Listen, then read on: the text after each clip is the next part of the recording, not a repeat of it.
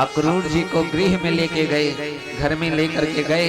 अक्रूर जी का हाथ धोया, पैर धोया, हैं? अक्रूर चाचा न है हो, हैं? भगवान होकर के एक चाचा का पैर धुल रहे हैं और हम एक बेटा होकर के अपने माँ बाप का पैर नहीं धुल पाते हैं, अपनी बाप का पैर नहीं धुलते हैं, अपने माँ बाप का सेवा नहीं कर पाते हैं। हम तो कई परिवार में देखते हैं कि लोग अपने बाप को डंडा से मारते हैं, गाली देते हैं, अपनी माँ को मारते हैं, गाली देते हैं?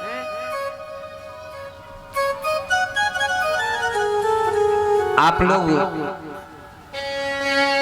जीवन में ध्यान देना, जिसका भी बेटा इस प्रकार से बिहेव, इस प्रकार से अपनी माँ बाप को प्रताड़ित करता है तो हर दिन जवानी तेरी भी नहीं रहेगी, तुम्हारी भी एक न एक दिन बुढ़ापा जरूर आएगी और तुम्हारा भी बेटा कोई ना कोई जरूर होगा।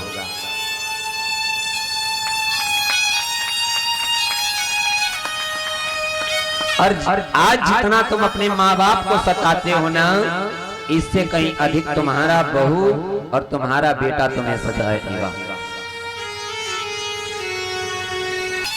उनसे पूछो माँ बाप के दुख जिनके पास माँ बाप नहीं है, माँ बाप के दुख उनसे पूछो। और जिसके पास माँ बाप है वो मानता नहीं है। आज आप बहू बनी हो, कल आप भी सास बनोगी,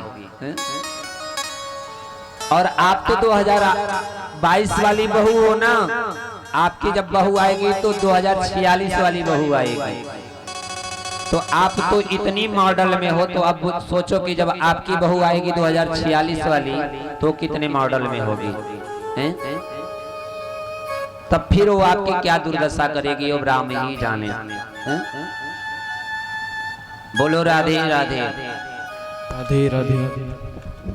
खो बच्चों की गलती कम है, माँ बाप की गलती ज्यादा है। अगर आप लोग शुरू से ही बच्चे में संस्कार डाले होते तो आज आपका बेटा ऐसा कभी नहीं करता। अगर आप लोग बच्चे के सामने अपने माता पिता का प्रणाम किए होते, सेवा किए होते, तो आपका भी बेटा जरूर कुछ ना कुछ आपका सेवा जरूर करता। और गलती यहाँ से नहीं है। हमारे गुरुजी परसों बता रहे थे ना कि हम भी किसी के बेटे हैं, हमारा शिष्य भी किसी का बेटा है और आप लोग भी किसी के बेटे हैं।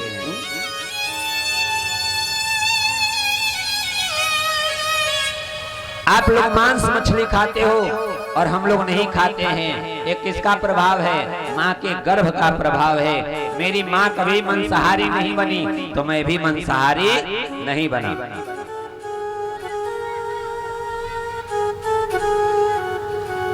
जिस स्त्री के गर्भ से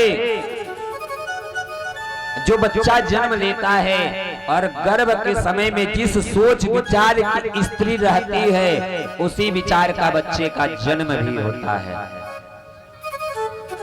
प्रमाण है महाराज। प्रहलाद कौन था? राक्षस का बेटा था, लेकिन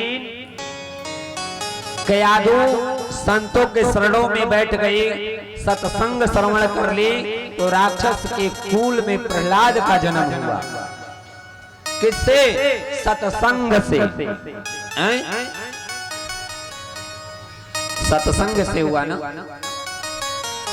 अभिमन्यु का नाम कौन नहीं जानता है? हो अभिमन्यु का नाम कौन नहीं जानता है? अभिमन्यु ने मां के ही गर्भ में सारी ज्ञान प्राप्त किया।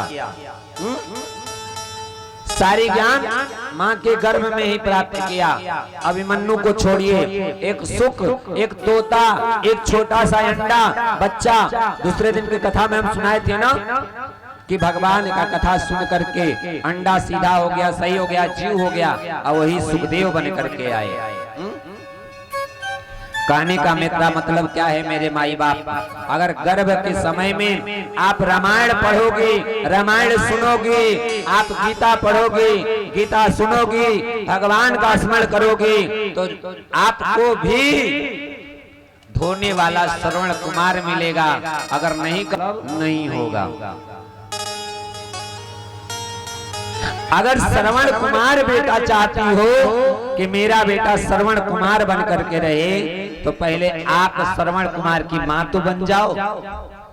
पहले भगवान की भजन तो कर लो।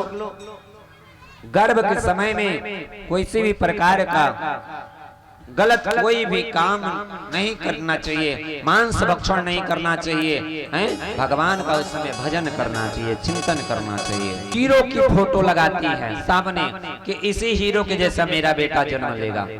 अरे भगवान का फोटो लगाओ ना कि भगवान के जैसा तेरा बेटा जन्म ले।